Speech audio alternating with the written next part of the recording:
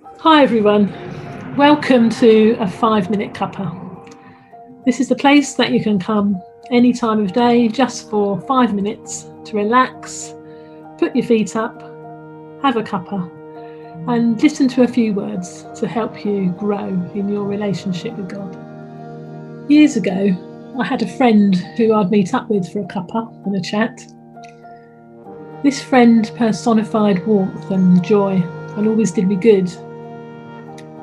I remember during our conversation he would often slip in what seemed like a simple question. How are you and Jesus doing?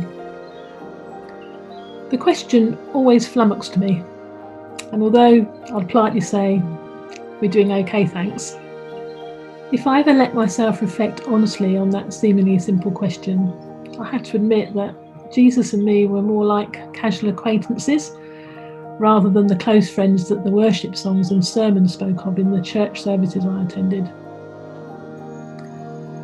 Sometimes we think it's dishonouring to God to express fears or show our weaknesses.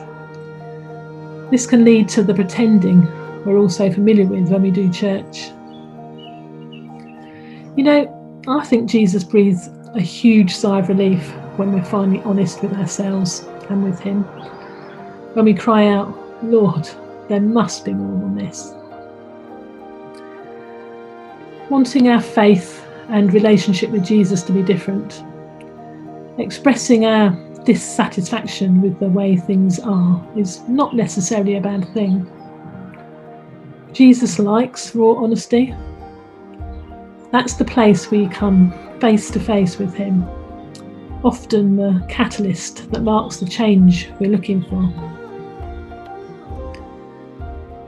I thought I'd share a couple of times that this has happened for me. One time I had a strong awareness that I just couldn't shake, that I was living my life a bit like the disciples, but in the days before Jesus died on the cross and came back to life again. I knew about Jesus, but not His life-changing power.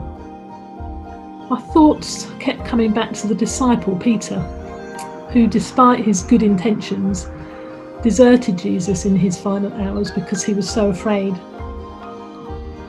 Contrast that with the Peter who, after the resurrection of Jesus, showed so much courage to speak out to thousands about the life-changing relationship he had found, even though this put his life in danger. The Peter who would walk by crowds of people and where those who were sick would be instantly healed when Peter's shadow touched them. My simple prayer was, do for me what you did for the disciple Peter. Another time I was dissatisfied with my prayer life, realising it was built on should-dos and habit. My honest, heartfelt prayer was similar to that of the disciples. Lord, teach me how to pray.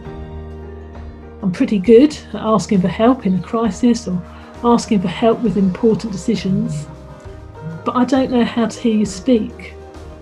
Help me.